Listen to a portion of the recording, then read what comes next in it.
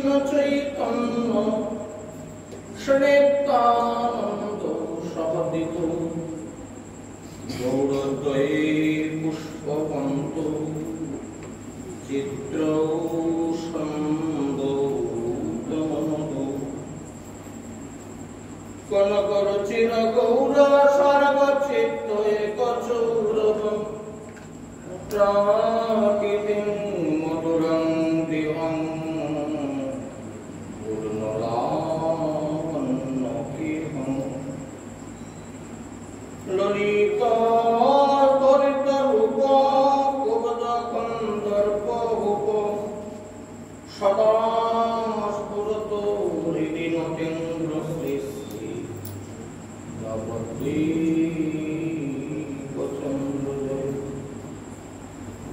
জয় গদাধর গৌরাঙ্গ নিত্যানন্দ কৃপানিধি সাদ্বৈতং শ্রীবাসাদি নমস্তুতে জয় গুরবে গৌরচন্দ্রায়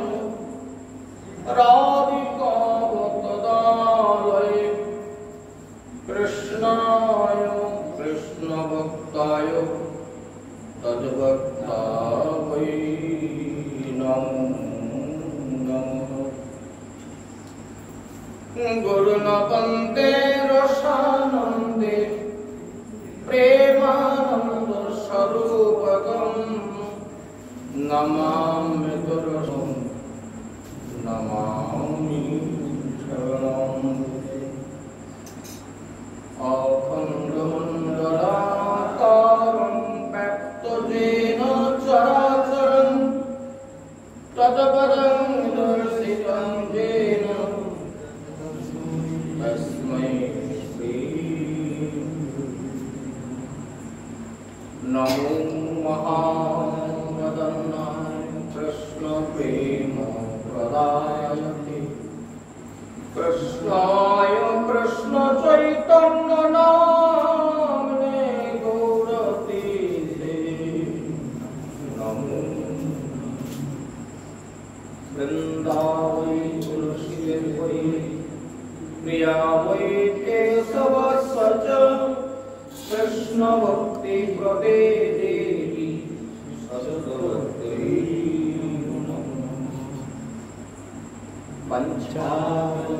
पंचाकल्पतरोर्वश्च कृपा सिन्धुवदेव च पतितानां पावनेव श्री गुरु वैष्णवेभ्यो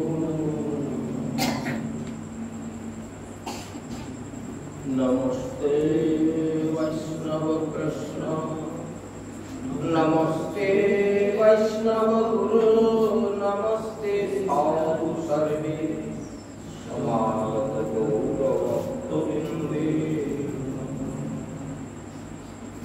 अनात्तं परमारत्नं शिवशक्ति स्वरूपिणी प्रत्यक्षं सद्गुरुरूपं चिन्मयीं परमेश्वरीं शिष्यगिरि विहारिणी मुक्ति मुक्ति प्रदायिनी नमामि श्री गौरेश्वरी दामोदर विलासिनी वागीशब्दा सुरगणा सर्वार्थमुपक्रमे जन्नता कृतकृत्वा सुस्तं नमामि गजाननं बर्हापीडाभिरामं मृगमदतिलकं कञ्जक्षणकं मुकण्ठं स्मितसुभगवगं सादरेण्यस्त्वदेन श्यामं शान्तं विभङ्गं रविकरवसनं भूषितं वैजयन्तं वन्दे वृन्दावनस्थं युवति शतप्रेत्यं ब्रह्मो गोपालवेशं मूकं करोति वचनं পঙ্গুং লঙ্ঘবতো গিরিং যৎকৃপাতমহং বন্দে পরমানন্দমাধবম। নারায়ণং নমস্কৃত্য নরং চৈব নরোত্তমং দেবীং সরস্বতীং ব্যাসং ততো জয়মুদিরয়ে। তুলসীকাননং যত্র যত্র পদ্মবনানি চ পুরাণ পঠনং যত্র তত্র সঙ্গীতো হরি। গ্রন্থের প্রারম্ভে করি মঙ্গলাচরণ সাধুগুরু ভগবান তিনের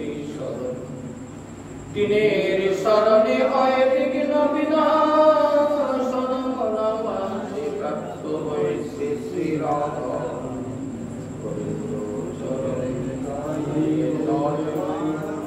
প্রেমানন্দে হরে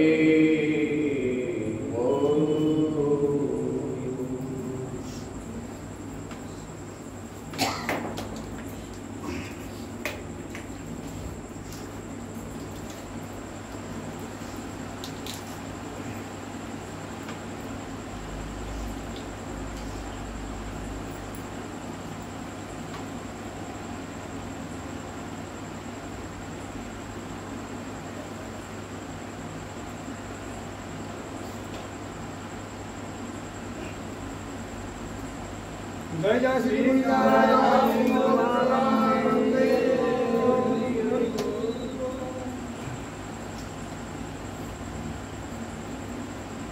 সমাগত পরমশব্দ পরমপ্রপাত শ্রী গৌরমরাজ বৈষ্ণববৃন্দ, শ্রী রাধা গোবিন্দের শ্রীপাদ পদ্ম আশ্রয়কারী তথা গৌর গোবিন্দের লীলাবশ কথা শুধান্ত পাশু রসিক ভাবক ভক্তবৃন্দ এবং আমার স্নেহময় ভক্তিমুখী মাতৃমণ্ডলী সকলের চরণ কমলে এই অধীনের ষষ্ঠত দণ্ডবত প্রণতি গ্রন্থ আপনারা সবাই আশীর্বাদ করবেন।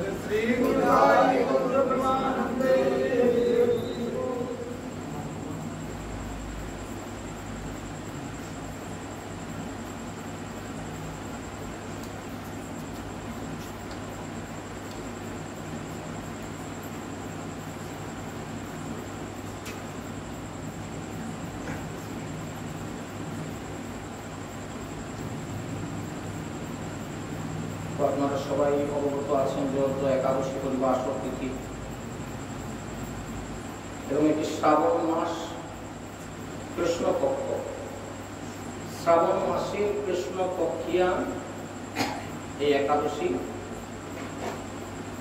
এই একাদশীর মাহাত্ম্য সম্পর্কে ব্রহ্মবৈবর্ত পুরাণে বর্ণনা করা আছে, যেটি যুধিষ্ঠির শ্রীকৃষ্ণ সংবাদ রূপে কথিত।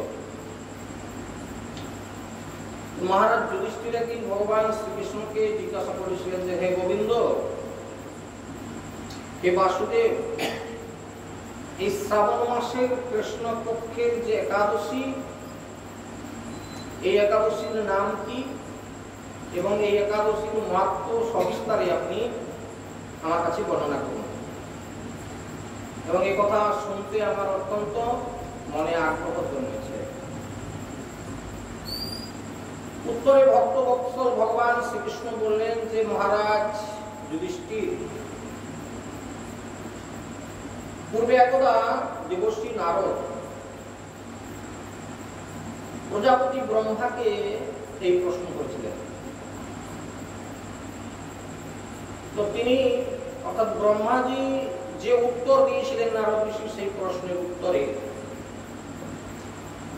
আমি আপনার কাছে আজকে সেই কথাই বলবো। আপনি মনোযোগ দিয়ে শ্রবণ করুন।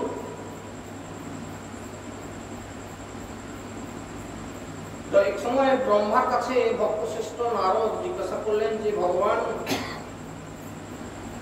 শ্রাবণ মাসের কৃষ্ণপক্ষিয়া একাদশীর নাম কি, এর আরাধ্য দেবতাকে, এই ব্রতের বিধি বা কিরকম, এই ব্রতের ফলে কি রকম পুণ্য অর্জন হয়, কি রকম পাপ রাশি নষ্ট হয়,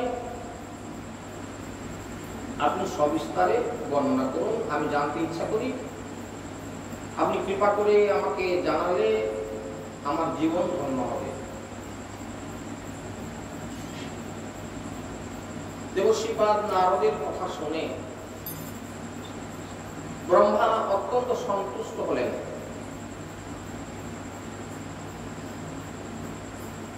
প্রশ্ন শুনে সন্তুষ্ট হওয়া কারণ কি? প্রশ্ন এমন হোক যে প্রশ্নের উত্তর দিতে গিয়ে উত্তরদাতার মনে আনন্দ আসে, যে কথা বলতে মনে সুখ হয়, যে কথা শ্রোতা, বক্তা, প্রশ্নকর্তা সবাইকে ধন্য করে, সেই হচ্ছে প্রশ্ন উপযুক্ত। সুতরাং ব্রহ্মা অত্যন্ত সন্তুষ্ট হলেন এবং তিনি বললেন যে নারদ, জগৎ জীবের মঙ্গলের জন্য আমি তোমার প্রশ্নের যথাযথ উত্তর দিচ্ছি। জগৎ জীবের মঙ্গলের জন্য। তাহলে এমন উত্তরটা হবে যে উত্তরটা শুনে জগৎবাসী ধন্য হয়ে যাবে।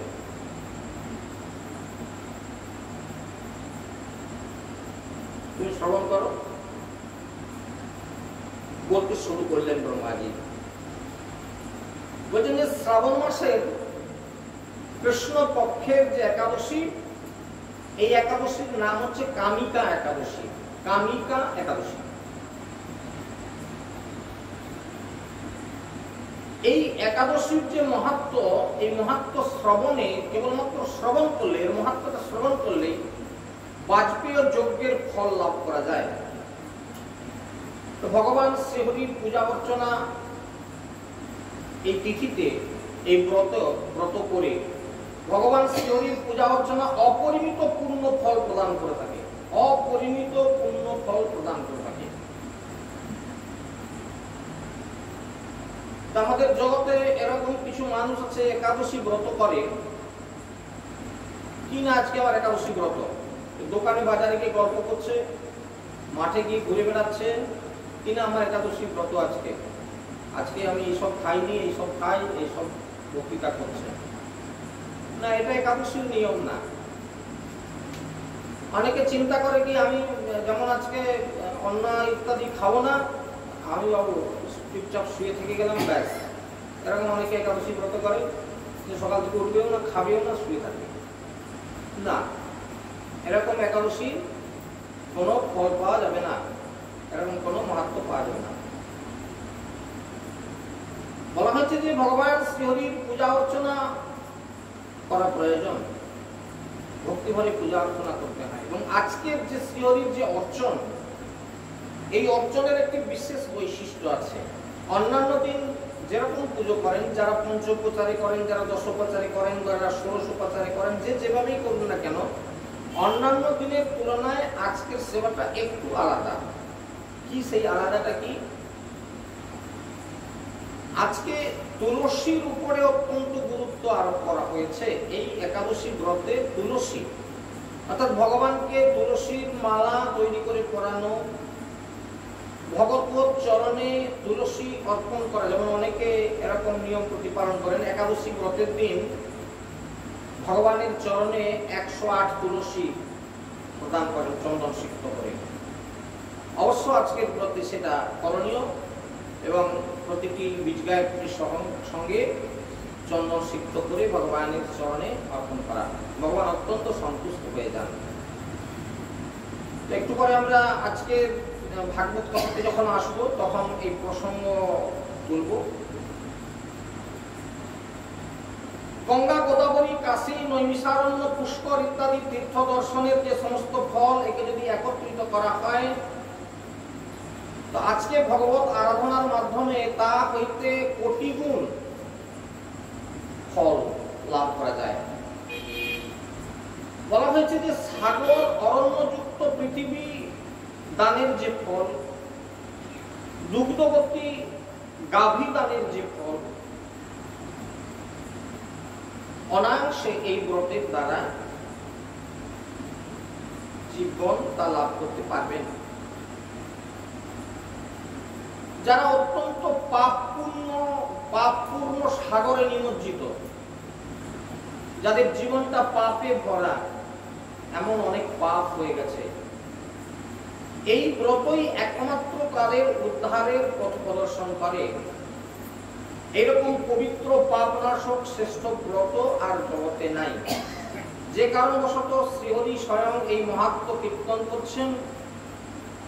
এবং একাদশী, আজকের যে একাদশী, এই একাদশী রাত্রি জাগরণ করে যারা এই ব্রত পালন করবেন তারা কখনো দুঃখ দুর্দশাগ্রস্ত হবেন না। এবং এই ব্রত পালনকারী কখনো নিম্ন যোনি প্রাপ্ত হবেন না। নিম্ন যোনি, এই মনুষ্য জন্ম আমরা প্রাপ্ত হয়েছি 84 লক্ষ যোনি ভ্রমণ করার পর। প্রতি জন্মের কিছু সুকৃতির ফল আজকে এই মানুষ জন্ম পাওয়া।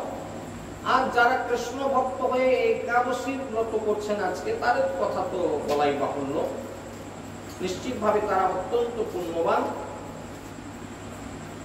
কিন্তু এরকম এহেন দুর্লভ মনুষ্য জন্ম প্রাপ্ত হয়ে পর যারা একাদশী ব্রত করল না, ভগবান শ্রীহরির আরাধনা করল না, তাদের জীবন নষ্ট হয়ে যাবে। তাদেরকে আর মানুষ জন্ম দেয়া হবে না। তুমি মানুষ, তোমার যদি মান না থাকে, তোমার যদি হুঁশ না থাকে, তাকে মানুষ বলা যাবে না। সেই জন্য গ্রন্থ আছে, শাস্ত্র আছে, জগতে প্রচার হচ্ছে, সাধুগণ প্রচার করছেন যে একাদশী ব্রতের দিন শস্য দানা গ্রহণ করলে পাপ রাশি গ্রহণ করা হয়। এ কথা সকলে জানেন। তারপরেও যদি কেউ জেনে শুনে সেটা করে, তাহলে তাকে নিশ্চয়ই আর মানুষের মধ্যে গণনা করা যাবে না। ভগবান বললেন যে তোমার আর মানুষ হয়ে কাজ নাই, তুমি ইত্যাদিতে চলে যাও, মানে নিচের দিকে চলে যাও, ছাগল কুকুর ভেড়া মহিষ ইত্যাদিতে চলে যাও। কিন্তু বলা হয়েছে যে আজকের এই একাদশীতে যারা অন্তত ব্রত প্রতিপালন করবেন তাদেরকে কোনোদিন এরকম নিম্ন যোনি বা তির্যক যোনিতে যেতে হবে না, অর্থাৎ ডিপ্রেশন তার হবে না কোনোদিন যে তুমি মানুষ থেকে নিচুর দিকে চলে যাও, এরকম তার কখনো হবে না। কেশবপ্রিয়া তুলসী পত্রে যিনি শ্রীহরির পূজা অর্চনা করবেন, এই পদ্ম পাতার জলের মস্ত্র তিনি পাপে নির্লিপ্ত থাকবেন। পদ্ম পাতাকে যেমন জল স্পর্শ করে না, জল পড়লেও সেটা সঙ্গে সঙ্গে গড়ে পড়ে যায়, পদ্ম পাতাকে জল যেমন সিক্ত করতে পারে না, তেমনি যারা এই একাদশী ব্রত প্রতিপালন করবেন তাদেরকে পাপ স্পর্শ করতে পারবে না, টিকরে চলে যাবে। গায়ে তেল মেখে রাখলে যেমন বৃষ্টি যদি গায়ে পড়ে সে যেমন গা থেকে সঙ্গে সঙ্গে ঝরে পড়ে যায়, তেমনি এই একাদশী ব্রতের পূর্ণ প্রভাবে তাদেরকে পাপ স্পর্শ করতে পারবে না। তুলসী পত্র দিয়ে বিষ্ণু পূজায় ভগবান যেরকম সন্তুষ্ট হন, তেমনি ভাবে মণিমুক্তাদি মূল্যবান রত্ন গ্রহণের মাধ্যমেও তিনি এতটা প্রীত হতে পারেন না। এবং আজকের এই তিথিতে যারা ভগবান কেশবকে তুলসী মঞ্জরি দিয়ে পূজা করেন তারা জন্ম জন্ম অর্জিত পাপ রাশিকে ধ্বংস করে ফেলতে পারেন খুব সহজেই, বা তাকে পাপ কখনো স্পর্শ করতে পারে না, পাপ মলিন দেহ তার পবিত্র হয়ে যায়।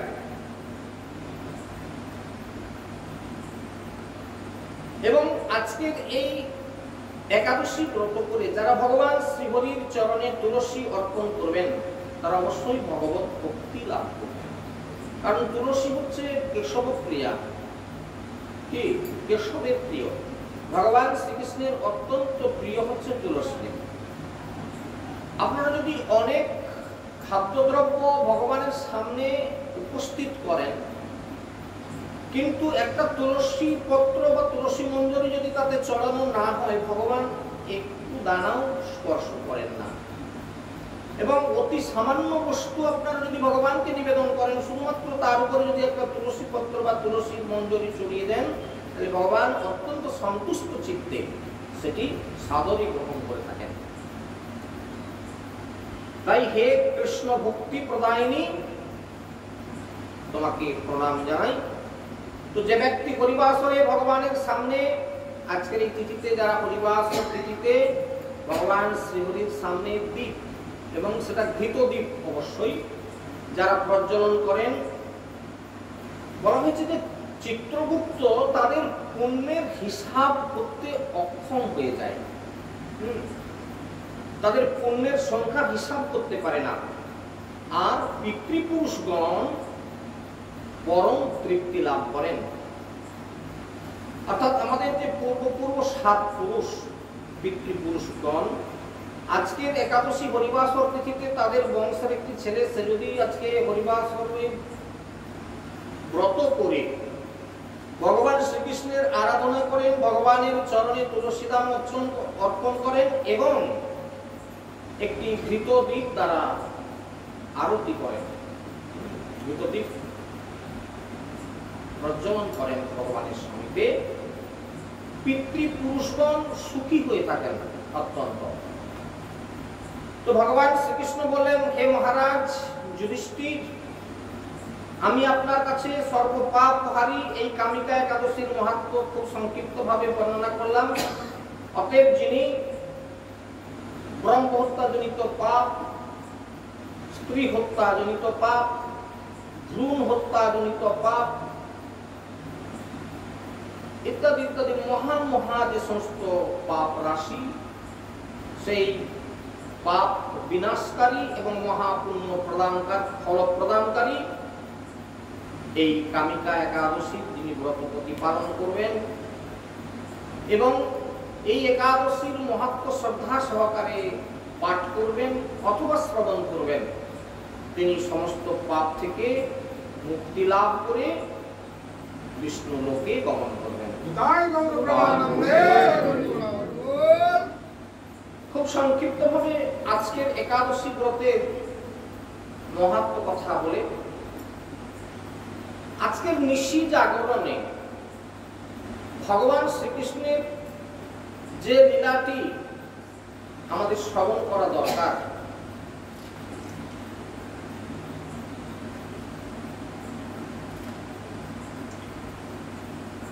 সেই লীলাটি হচ্ছে ভগবান শ্রীকৃষ্ণের দ্বারকা লীলাতে শ্রীমদ্ ভাগবতম দশম স্কন্ধের দ্বারকা লীলাতে সত্যভামার ব্রত প্রসঙ্গে সত্যভামা একটি ব্রত করেছিলেন নারদ ঋষির উপদেশে, সেই ব্রত উপাখ্যানটি আজকে এই একাদশী হরিবাসরে শ্রবণ কর্তব্য। কি সেই কথা, আসলে আমরা খুব সংক্ষিপ্ত ভাবে সেই প্রসঙ্গে ছোট্ট করে বর্ণনা করি, কারণ সময় তো খুব সংক্ষিপ্ত, সেই জন্য খুব সংক্ষিপ্ত ভাবে। ব্রত রাত্রি জাগরণে শুদ্ধ কৃষ্ণ ভক্তগণে কৃষ্ণ কথায় আলাপনে করেন যাপন।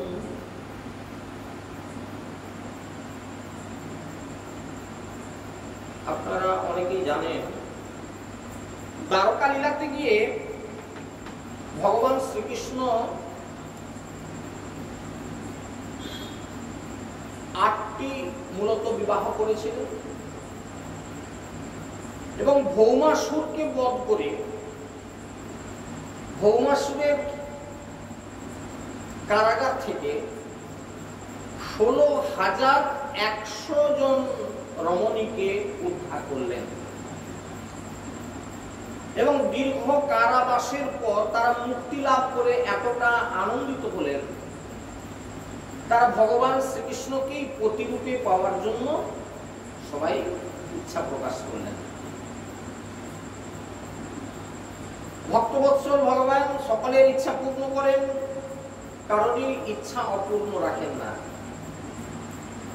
এখন এই প্রসঙ্গ বলতে গেলে কিছু কিছু জায়গায় আমাকে প্রশ্নের সম্মুখীন হতে হয়েছে, সেটা হচ্ছে কি, কত দিন ধরে ভগবানকে এই কথা বলছি, ভগবান কোথায়, আমার তো সেটা করেন না।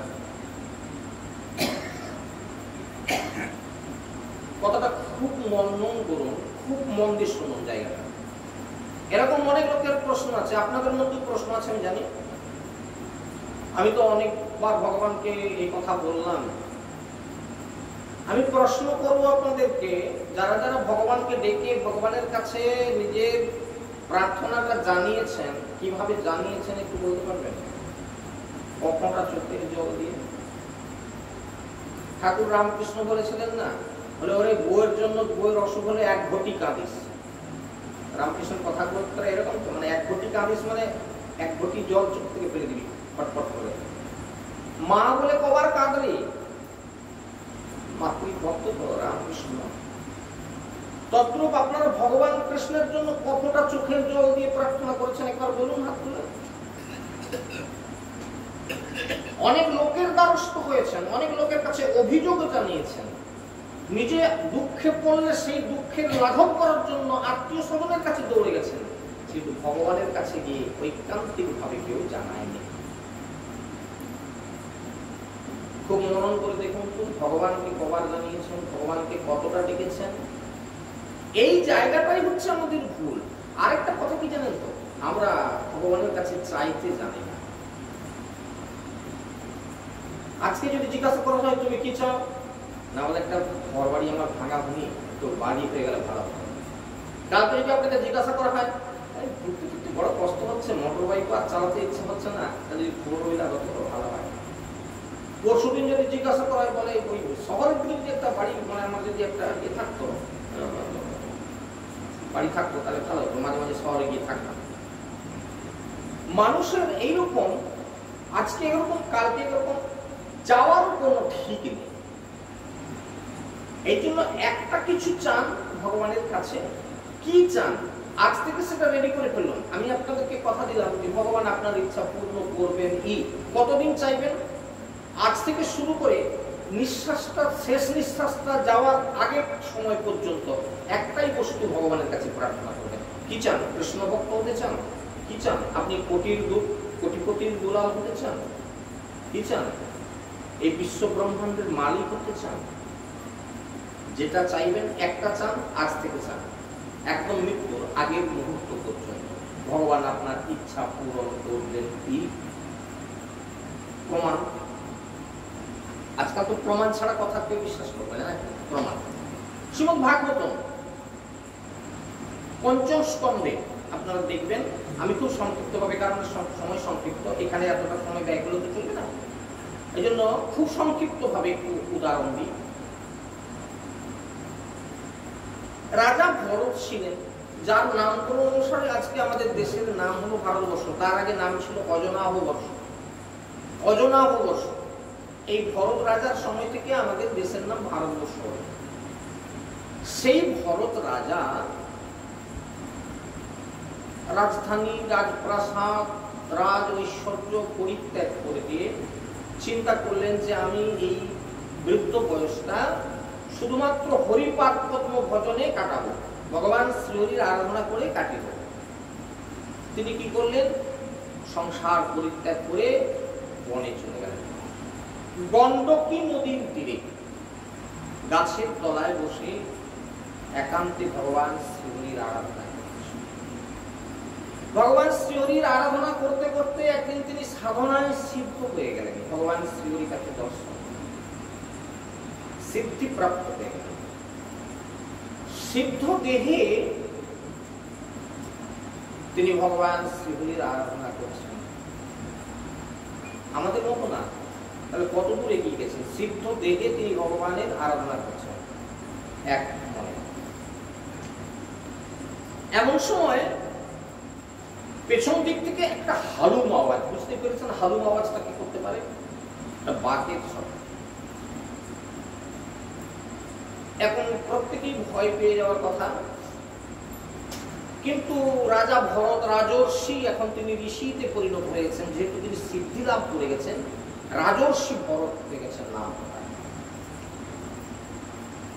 ধ্যানটা ভেঙে গেল ওই হালুম শব্দটার সময়। হঠাৎ করে চোখের দিকে, সামনের দিকে তাকিয়ে দেখলেন যে একটা বড় বাঘ করেছে কিনা একটা হরিণীকে তাড়া করছে। হরিণী, এটা ছিল মা হরিণী, স্ত্রী জাতি। বাঘের ভয়ে এই হরিণীটা প্রাণ বাঁচানোর জন্য ও কি করেছিল না গণ্ডকী নদীর তীর পর্যন্ত দৌড়ে এসেছিল। তারপর যখন দেখলো যে এখানে তো জল, এখন তাহলে আমি যদি দাঁড়িয়ে যাই তাহলে বাঘ আমাকে ধরবে, তাহলে কি করবো না আমি এমন বড় করে লাফ মারবো, নদীটা পার হয়ে ওপারে গেলে আমি পর্বতের গুহার মধ্যে, নদীটা পর্বতের থেকে নেমে আসছে, আমি পর্বতের গুহায় গিয়ে কোন রকম নিজের প্রাণ বাঁচাবো। এই চিন্তা করে হরিণীটা একটা বড় করে লাফ মেরেছিল, কিন্তু নদীটা লাফিয়ে পারানো গেল না। তটদেশে, তটদেশ কোনটাকে বলে যেখানে জলটা গিয়ে ছড়াত ছড়াত করে লাগছে, একেবারে ওই জায়গায় গিয়ে আছাড় খেয়ে পড়ে গেল এই মা হরিণীটা। এই মা হরিণীটা গর্ভবতী ছিল এবং গর্ভ প্রায় প্রসবকাল প্রায় এসে গিয়েছিল, এরকম একটা অবস্থা। তো লাফ মেরে যখন ওখানে গিয়ে আছাড় খেয়ে পড়লো, ওই গর্ভস্থ বাচ্চাটা জনিচ্যুত হয়ে জলে পড়ে গেল, গর্ভপাত হয়ে যাওয়া যাকে পড়ে গেল। আর মা হরিণীটা আছাড় খেয়ে, গর্ভবতী অবস্থায় আছাড় খেয়ে প্রাণটা চলে গেল, প্রাণত্যাগ করল। বাচ্চাটা পড়লো জলে।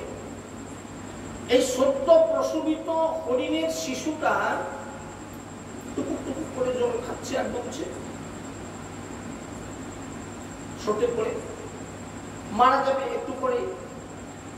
এখন ঋষি হলেও কি, গতদিনকে আপনাদের কাছে একটা উদাহরণ দিয়েছিলাম, আজকের আরেকটা উদাহরণ বলি। দৈবিচ্ছেষা গুণময়ী মম মায়া দুরাত্ময়া। ভগবান শ্রীকৃষ্ণ গীতায় সে কথা বলে রেখেছেন যে এই জগৎ সংসারকে আমি আমার ত্রিগুণাত্মিকা মায়া দ্বারা না চাই, এর থেকে কারোরই মুক্তি লাভ করার কোনো উপায় নেই। কিরকম করে নাচাই না, যেমন একজন পুতুল নাচিয়া হাতে পায়ে তার বা কার বেঁধে তার ইচ্ছা মতো করে নাচিয়ে নেয়, কোনোদিন রাজার মতো করে নাচায়, কোনোদিন প্রজার মতো করে নাচায়, কোনোদিন ভিখারির বেশে নাচায়। ঠিক তেমনি ভাবে ভগবান তার দৈবী মায়া দ্বারা আমাদেরকে এই ত্রিগুণাত্মিকা মায়ায় মোহিত করে আমাদেরকে নাচাচ্ছে। এই মায়া প্রবেশ করলো ওই সিদ্ধ ঋষির মধ্যে, রাজর্ষি ভরতের মধ্যে মায়া সঞ্চারিত হল। হায় রে, এই সদ্য প্রসবিত হরিণের বাচ্চাটা একটু একটু করে জল খাচ্ছে, এখনই প্রাণত্যাগ করবে, মারা যাবে। জল কে আর কতক্ষণ বাঁচবে? সদ্য প্রসবিত বাচ্চাটা মারা যাবে। এই মায়ার বশবর্তী হয়ে ওই ধ্যানের আসন ছেড়ে দৌড়ে উঠে গিয়ে নদীর জল থেকে ওই সদ্য প্রসবিত হরিণের বাচ্চাটাকে তুলে আনে। গা হাতে জল টল মুছিয়ে টুছিয়ে কি করা যায়, এই বাচ্চাটাকে আমি কি করে বাঁচাবো? একে তো যদি দুগ্ধ পান না করানো যায় তাহলে আর অন্য কিছুতেই বাঁচানো যাবে না। সদ্য প্রসবিত বাচ্চা কি করলেন না, গৃহস্থের বাড়িতে গিয়ে দুধ ভিক্ষা করলেন। একদিন খাওয়ালে হবে না, একবার দুধ খাওয়ালে চলবে। তাহলে শিশুকালে এরকম পরের বাড়িতে গিয়ে গিয়ে দুধ ভিক্ষা করে এনে হরিণ বাচ্চাটাকে খাইয়ে বড় করতে লাগলেন। দেখুন কি করে একজন সিদ্ধ ঋষির মধ্যেও মায়া এসে হাজির হয়। দেখুন সিদ্ধ ঋষি, ঘর সংসার রাজা, আমাদের না হয় 2-1 বিঘা 2-5 বিঘা জমিনের মালিক, ঘর দুয়ার চাপেও গেছে কোন রকম। রাজা তার রাজ প্রাসাদ পরিত্যাগ করে চলে গেছে, রাজ ঐশ্বর্য রাজ ধনাগার পরিত্যাগ করে চলে গেছে। এটা এক সহজ কথা না। আমাদের মতো এত ত্যাগের পরেও মায়া কিরকম করে আসছে দেখুন, লক্ষ্য করার জায়গা। ওই হরিণ বাচ্চাটার মায়ায় পড়ে এখন শ্রীহরির ভজন সাধন কমে গেছে। এখন হরিণ শিশুটার জন্য গ্রামের দিকে গিয়ে গৃহস্থের বাড়িতে দুধ ভিক্ষা করতে যেতে হয় মাঝে মাঝে। হতে হতে বাচ্চাটা একটু বড় হলো, তো দেখা গেল যে কচি কচি ঘাস পাতা খেতে পারে গুলগুল করে, তাহলে ঘাস পাতা একটু এনে দিই। তাহলে এবারে কি না, ধ্যানের আসন ছেড়ে কিছুটা সময় যেতে হয় কচি কচি ঘাস পাতা খুঁজে এনে দিতে ওই হরিণ বাচ্চাটাকে। এমনি ভাবে আস্তে আস্তে করে হরিণ বাচ্চাটার প্রতি তার মোহ সঞ্চারিত হল। ভরদ্বাজ ঋষি ছিলেন ত্রিকালজ্ঞ পুরুষ, সিদ্ধি লাভ করে গেছেন। তো ত্রিকালজ্ঞ কাকে বলে? ভূত ভবিষ্যৎ বর্তমান যিনি বুঝতে পারেন, অর্থাৎ তিনি বুঝতে পারলেন একটা সময় যে আমার মৃত্যুকাল এসে গেছে, আমি এবার মরবো, আমার মরণের সময় এসে গেছে। মৃত্যুকাল যখন এসে যায় আমরা কি করি? যেমন আমাদের কোনো আত্মীয় স্বজন পিতা মাতা যখন এরকম মৃত্যু সজ্জায় চলে যায়, তখন আমরা চেষ্টা করি তার স্মৃতিতে ভাগবত কথা, ভগবানের কথা বা গীতা তার স্মৃতিপথে জাগরিত করিয়ে দিতে। কোনো বাবাজিকে জিজ্ঞেস, বাবাজি একটু চলুন না আমাদের বাড়িতে, এরকম বাবা আমার এরকম মনুষ্য অবস্থায় একটু গীতা শ্রবণ করাবেন, কি একটু ভাগবত কথা শ্রবণ করাবেন।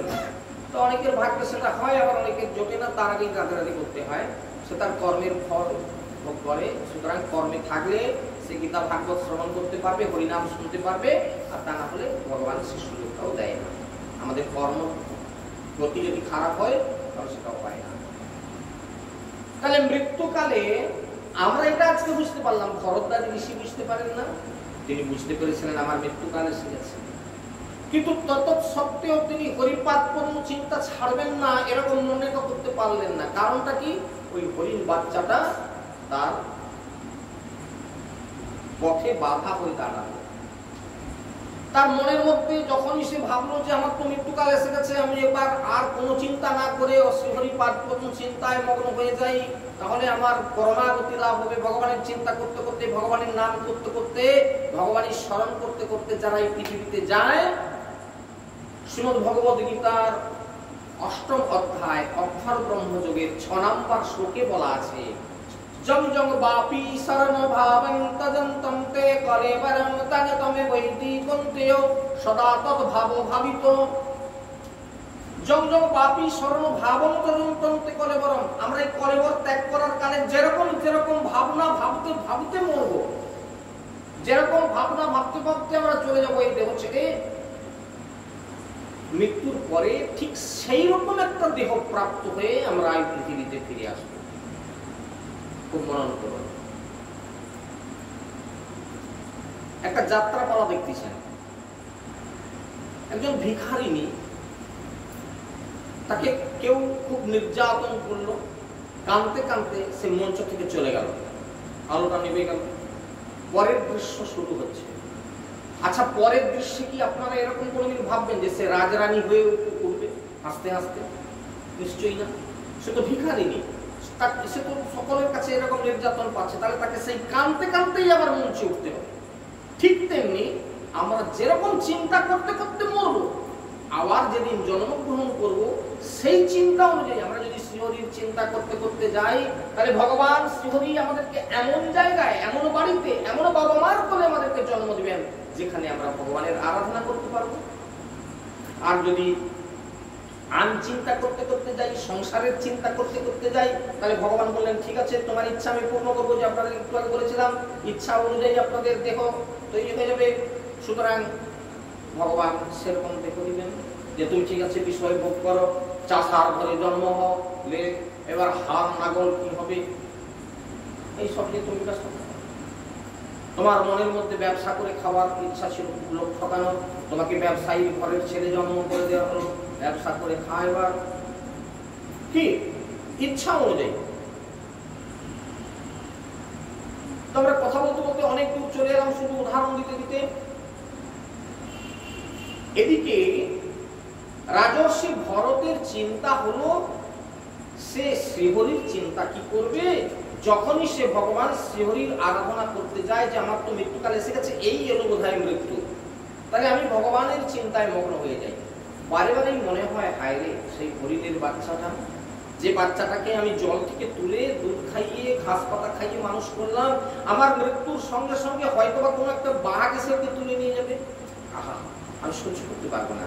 আবার কখনো কখনো মনে হচ্ছে আমি তো ওকে খাওয়াই, আর তোকে কেউ খাওয়ানোর নেই, আমি মারা যাওয়ার পর ও যদি না খেতে পায়, কেউ ওকে ঘাস পাতা যদি না দেয়, ওই হরিণ বাচ্চাটা ওইখানে করে কাঁদতে থাকবে, আহা সহ্য করতে পারছি না।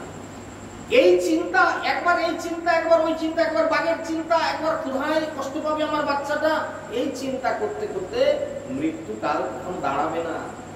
আমাদের যখন মরণকাল আসবে, যে মৃত্যু, যেমন আজকে হরিবাসরে আসার আমার ইচ্ছা ছিল, একাদশের দিন সন্ধ্যাবেলা একটু যাবো আশ্রমে, কেমন কাজকর্ম হলো না, যাওয়া হলো না। মৃত্যুকে একটু বলবেন যে মৃত্যু, আমি আজকে খুব ঝামেলায় ব্যস্ত আছি, তুমি পরে একদিন আসো, কি আজকে আমি তোমাকে বরণ করতে পারছি না, মরণ তুমি আসবে একটু পরে, আমি অনেকগুলো ঝামেলা কাটিয়ে নিই, শুনবে। আপনারা একজন একটু বলুন যে শুনবে। মৃত্যুকাল আসলে চলে যেতে। এই ভরদ্বাজ ঋষি মৃত্যুকালে হরিণ বাচ্চার চিন্তা করতে করতে মারা গেল, কিন্তু সিদ্ধ ঋষি ভগবান শ্রীহরি তার জন্য 3 জন্ম হরিণ দেহ বিধান করলেন। ঠিক আছে, তাহলে আপনি এক কাজ করুন, আপনি যখন হরিণের জন্য এত আপনার চিন্তা, হরিণের প্রতি আপনার এত মায়া, এত মোহ, তাহলে আপনি 3 জন্ম হরিণ দেহ লাভ করে হরিণ দেহে কত সুখ আছে সেটা ভোগ করে নেন। দেখুন, সিদ্ধ ঋষি আমার মতো লোক না, একজন সিদ্ধ ঋষি, তারও আজকে এই গতি। তো আজকে আমরা যে প্রসঙ্গে আলোচনা এসেছি, ভগবান শ্রীকৃষ্ণ 8 জন পাটরানী এবং 16,100 জন রাজকন্যাকে বিবাহ করে পৃথক পৃথক ভবনে দ্বারকাপুরীতে রেখে তিনি গৃহস্থ ধর্ম প্রতিপালন করতে লাগলেন। আচ্ছা, একজন লোকের যদি এতগুলি স্ত্রী হয়, আপনাদের যেটা ধারণা, কেউ খেতে পাবে, কেউ খেতে পাবেনি, কেউ করতে পাবে, কারো করতে পাবেনি, কারো ছানা মিজরি পাবেনি, ইত্যাদি। কিন্তু ভগবানের এই এক অদ্ভুত, এক অপূর্ব লীলা, এখানেই হচ্ছে ভগবত্বের পরিচয়। ভগবান একই সঙ্গে সমস্ত মহলে বিরাজ করছেন, এটা হচ্ছে অদ্ভুত ব্যাপার। এ বউ কষ্টের সঙ্গে থাকবে, সে বউয়ের ঘরেই সে থাকবে, এরকমটা নয়। ভগবান সকলের সামনে সমানভাবে সর্বদা বিচরণ করছেন। সুতরাং আমার কথা শুনে কেউ যদি মনে করেন যে ভগবান শ্রীকৃষ্ণ 16,108টা বিয়ে করলো, তার দোষ নেই, আর আমাদের 2টা বিয়ে করতে কিসের দোষ নিতে গেছে? আমি আপনার প্রশ্নের উত্তরে বলি, যদি আপনি 2টা কেন 5টা করুন না। আপনি যদি 5টি মহলে একই সময়ে এট এ টাইম আপনি যদি তাদের সঙ্গে বিরাজ করতে পারেন, তাহলে 5টা 50টা করুন না, কোনো ক্ষতি নেই। কিন্তু সেটা আমাদের পক্ষে সম্ভব নয়, যে কারণে ভগবানের দৃষ্টান্ত দিয়ে নিজেকে জয়ী করতে যাবেন না। হ্যাঁ,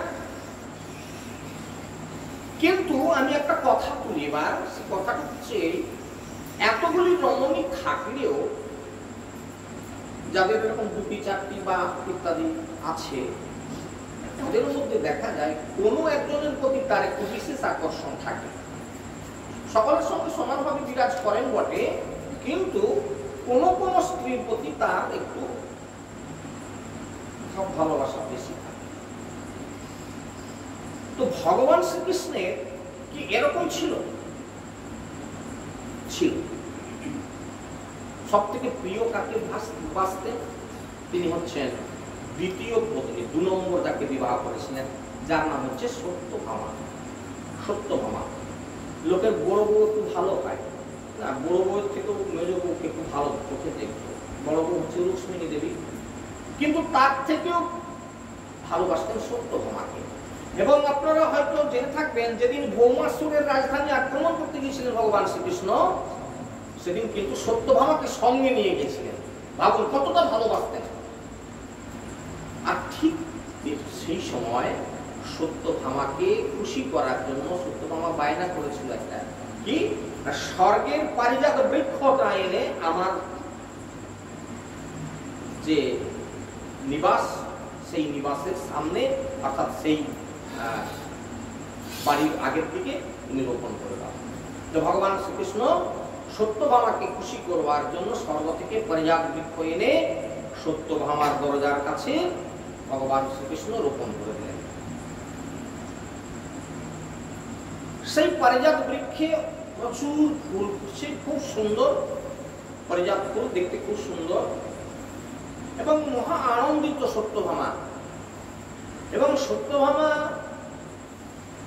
অত্যন্ত আনন্দের সঙ্গে সেই পারিজাত বৃক্ষের সামনে উপরে চাঁদোয়া টাঙিয়ে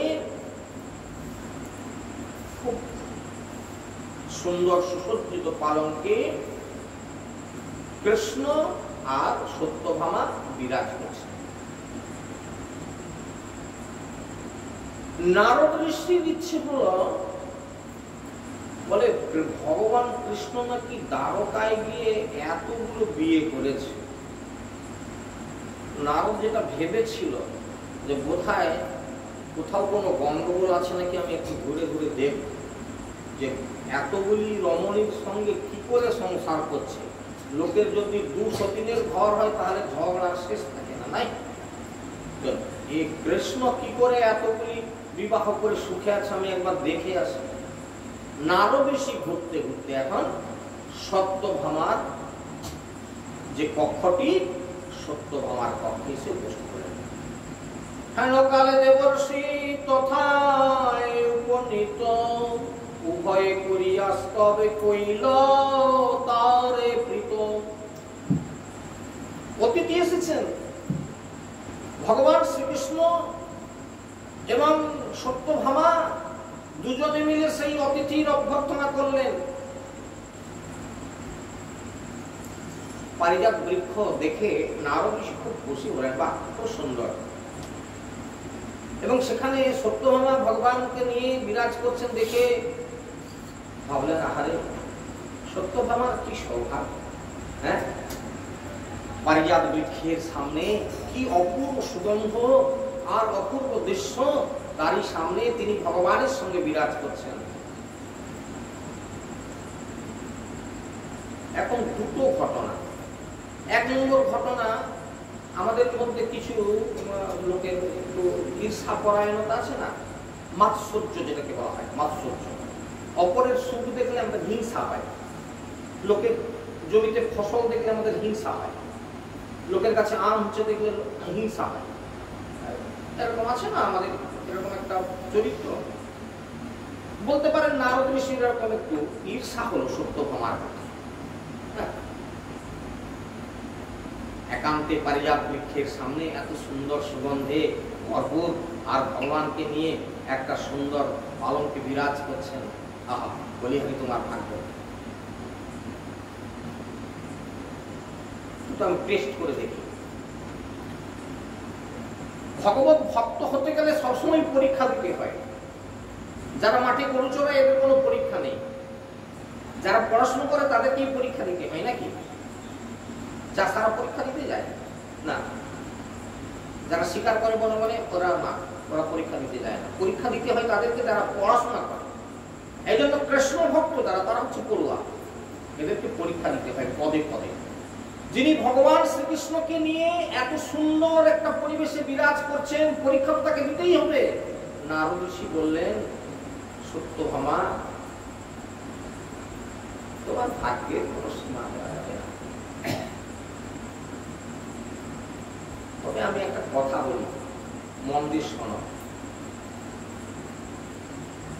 তুমি যদি জন্ম জন্ম ধরে এরকম সুখী হতে চাও এবং ভগবান কৃষ্ণকে যদি তুমি প্রতিরূপে পেতে চাও, তাহলে কিন্তু একটা ব্রত তোমাকে করতে হবে।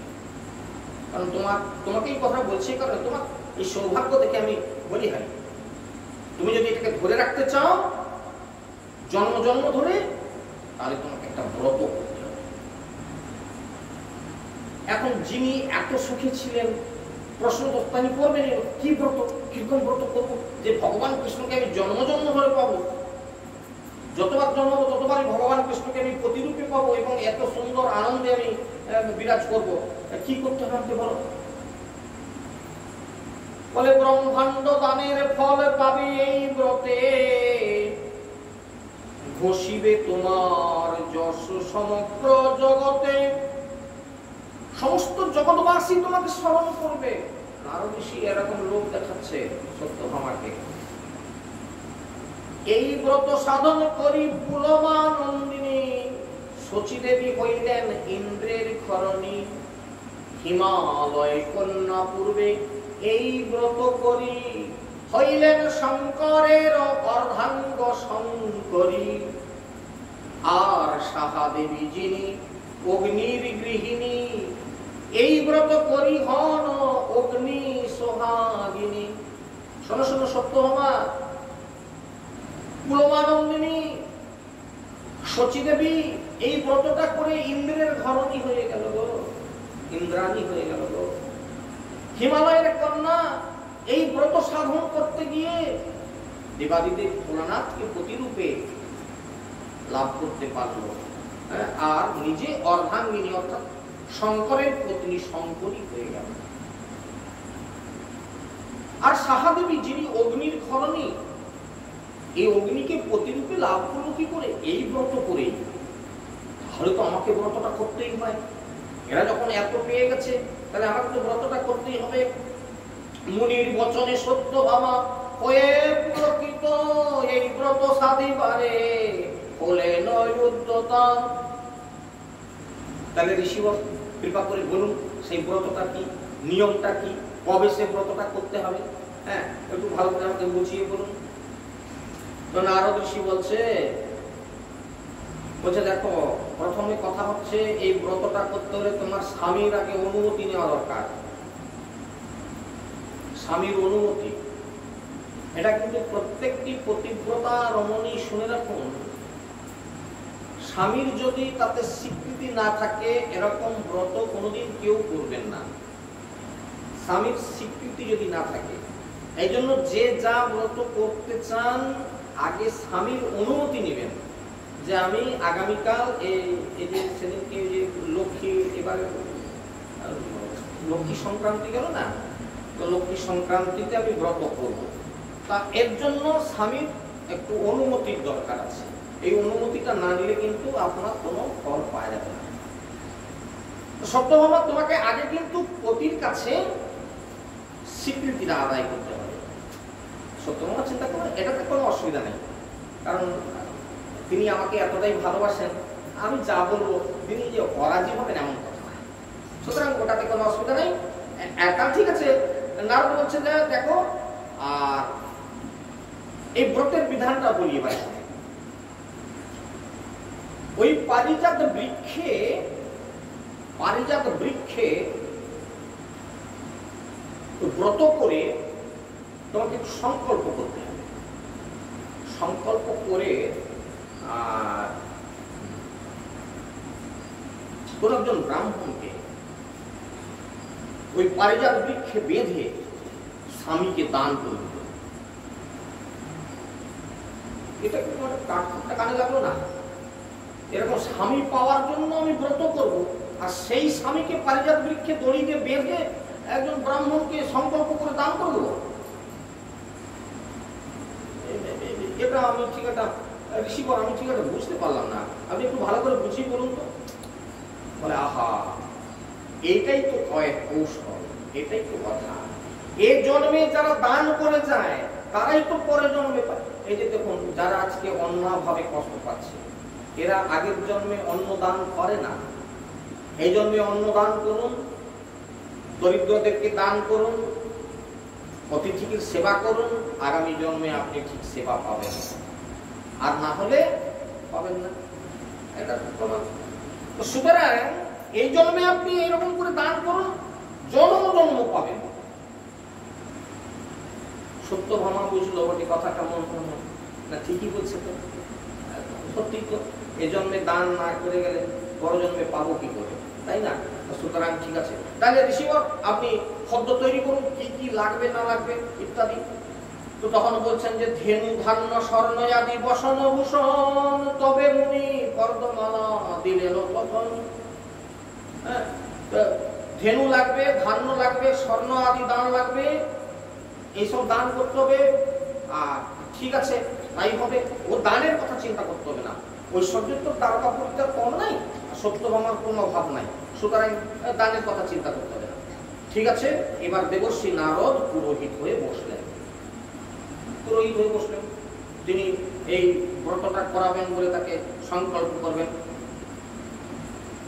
সুতরাং বসেন দেবর্ষি পাদ হয়ে পুরোহিত, করেন ব্রতের কার্য যা ছিল বিহিত। গোবিন্দে বান্দিয়া পরে বৃক্ষ পারিজাতে সত্যভামা বসিলেন তীর কৌশ হাতে।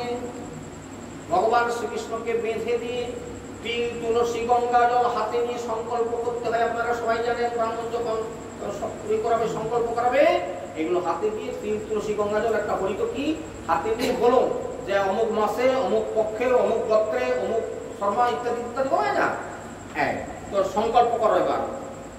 এই বলে নারদ ঋষি সংকল্প করাচ্ছেন। আগে গোবিন্দকে পারিজাত বৃক্ষে বেঁধে দিয়েছেন, এবার সংকল্প করো। রুক্মিণী প্রভৃতি ষোলর সহস্র রমণী, অভিমানে সবার চক্ষেতে বহে পানি। রুক্মিণী দেবী, অন্যান্য যে আর 6জন পাটরানী, আর এপাশে যে 16,100 যে মহিষী, সবাই বলে ব্যাপারটা কি সত্যভামা কৃষ্ণ কি তার একা? সে পারিজাত বৃক্ষে বেঁধে আর তিল তুলসী গঙ্গা জল হাতে নিয়ে বসেছে দান করবার জন্য। আমাদের কি কোনো অধিকার নাই কৃষ্ণের প্রতি যে সে একা দান করে দিবে? আপনারা কি বলেন? 16,108 জন মহিষীর স্বামী যিনি, আর একা সত্যভামা বসেছে কি করে সে দান করে দিবে বলে? তাদের অভিমান হওয়াটা স্বাভাবিক। কিন্তু এখন সত্যভামার উপরে কেউ কথা বলতে পারছে না, চাচ্ছেও না। কেননা ভগবান তাকেই বেশি ভালোবাসে। তার উপরে যদি কথা বলতে যাই, তাকে যদি বাধা দিতে যাই, কৃষ্ণও তো কিছু বলছে না, সেও দিব্যি বাঁধা হয়ে দাঁড়িয়েছে। তাই আমরা যদি এখন মুখ ফুটাতে যাই, কোথায় কার মনের দুঃখে তারা কাঁদছে, তখন চোখের জলে ভাসছে। হ্যাঁ, সত্যভামা দান করিলেন গোবিন্দের, স্বস্তি বলি দেবর্ষি নিলেন ধরি করেন। দান করে দিলেন, ওম স্বস্তি ওম স্বস্তি ওম স্বস্তি বলে দেবর্ষি নারদ তার দান গ্রহণ করিলেন। দাও, এখানে এটা উল্টি দাও। হ্যাঁ,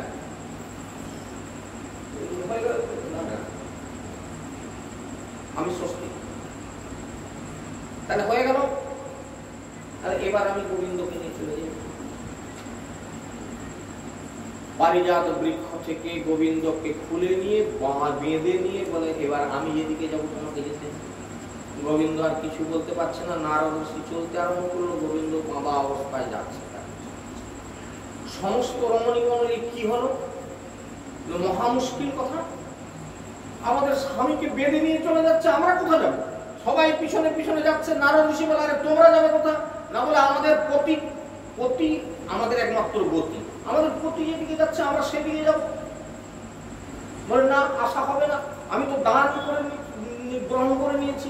সত্যভাবে আমাকে দান করেছে, তিল তুলসী গঙ্গা জল হাতে করে দান করেছে সংকল্প করে। আমি দান নিয়েছি, আমি দান নিয়ে যাচ্ছি। দানে তোমাদের অধিকার কি?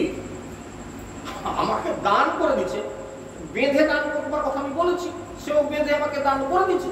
আমি আমার দান নিয়ে যাচ্ছি, তোমাদের অধিকার দিছে। তোমরা এখানে কাঁদবেই বা কেন? তোমরা আমার পিছনে আসবে কেন? যাও, তোমরা এখান থেকে পারো না, ইয়ে হবে না। এই সমস্ত মহিষীগণ তখন কাঁদতে লাগলো। তাহলে কি করা যাবে? কিরকম ভাবে যাচ্ছে ভগবান? সন্ন্যাসীর চেলা যেন দেবকী নন্দন, সন্ন্যাসীর চেলা। আগের দিকে সন্ন্যাসী মানে নারদ ঋষি, তার চেলা। নারদের পিছে পিছে করেন গমন ভগবান কৃষ্ণ। তখন কৃষ্ণ চলি যায় হেরি কাঁদে সর্বজন। উগ্রসেন বসুদেব করই ক্রন্দন, পিতা মাতাও সবাই কাঁদছে। আর তোমরা কান্নাকাটি করে আমার পিছনে পিছনে আসছো কেন? বললাম তো পতি আমাদের গতি, পতি যেদিকে যাবে আমরা তো তাকে ছেড়ে কোথায় থাকবো?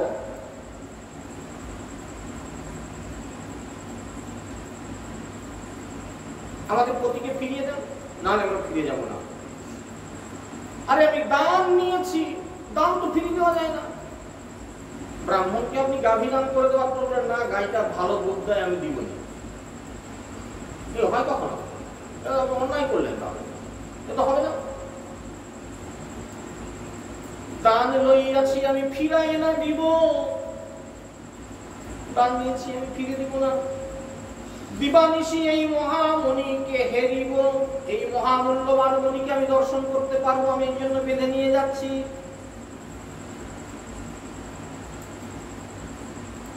তখন সত্যভামা একটা কাজ দেখাতে শুরু করল। কি না বলে আপনি একটু আগে যে বললেন যে শচী দেবী এই ব্রত করে ইন্দ্রের ঘরণী ইন্দ্রাণী হয়ে গেছিল, এই বললেন যে হিমালয় পর্বতের কন্যা সেই সতী সে এই ব্রত করে আর শঙ্করী হয়ে গেল, দেবাদিদেব ভোলানাথের ধরণী হয়ে গেল। এদিকে বললেন অগ্নির স্ত্রী সাহা দেবী এই ব্রত করে অগ্নির মতন এরকম পতি লাভ করলেন, আর আমি দান করবার বেলা এরকম হবে কেন? নারদ ঋষি কিরকম চালাক লোক, বলে কি করব, ওই ইন্দ্রের ঘরণী আমি কি তাকে বাধা দিতে পারি না তাকে নিয়ে যেতে পারি, এই জন্য তাকে ছেড়ে দিচ্ছি।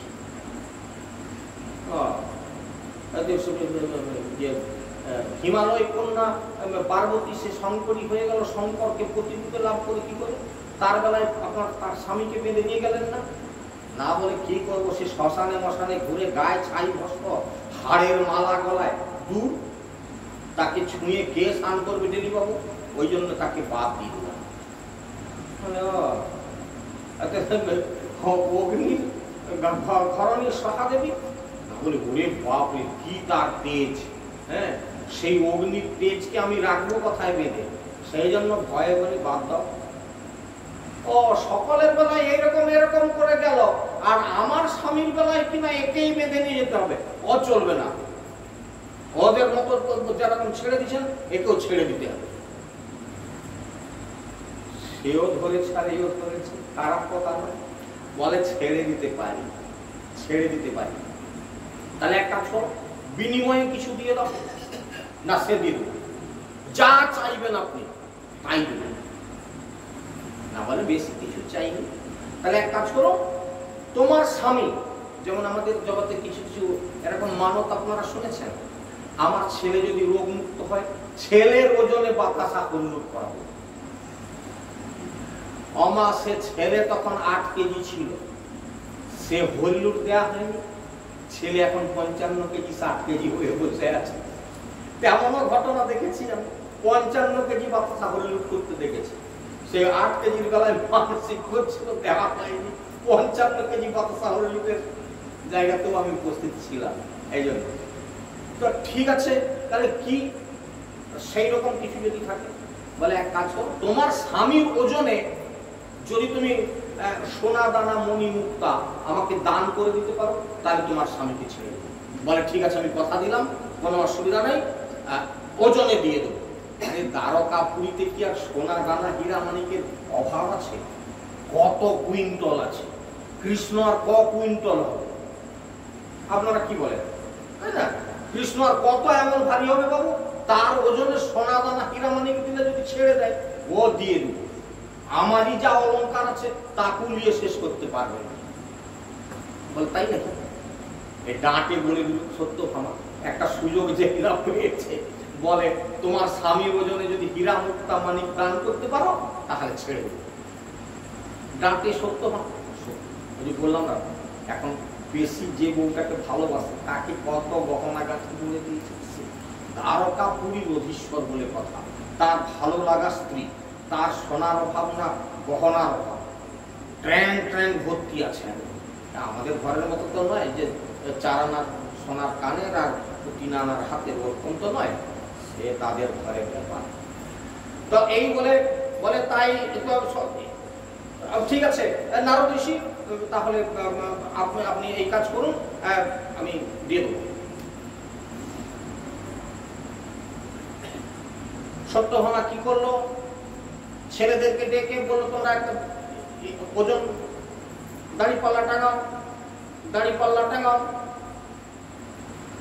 নারদ ঋষিকে বললো ঠিক আছে, আপনি যাকে বেঁধে নিয়ে যাচ্ছিলেন এক পাশে আপনি পাল্লায় তুলে দেন। পাল্লায় তুলে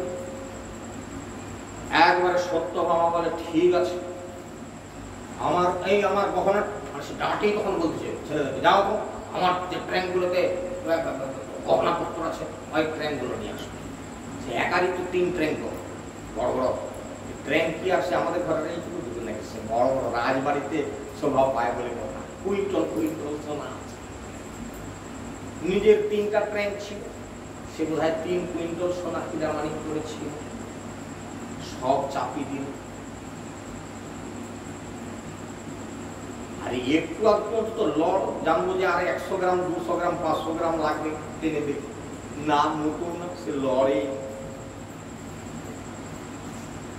সত্যভামা তখন বলে সর্বনাশ, এত হলো। ডাঁটের সঙ্গে তখন রুক্মিণী দেবী বলে আমারও ট্রেন বের করে নিয়ে আসবে, যা আছে দিয়ে দেবো, পতিকে ফিরে পাওয়ার জন্য যা 200 অলঙ্কার দিয়ে দেবো। বাবাজি কত অলঙ্কার নিয়ে যায় নিয়ে যাবো। রুক্মিণী দেবীর যা ছিল সব এনে দিল। তারপর সেই জাম্ববতীর যা ছিল, নগ্নাজিতির যা ছিল সব দিল। বলে আমরা এখন 16,100 জন মহিলা আছি, আমাদেরও গহনা কম নাই, নিয়ে আসো সব। পর্বত প্রমাণ স্বর্ণ অলঙ্কার একদম চাপিয়ে দিল।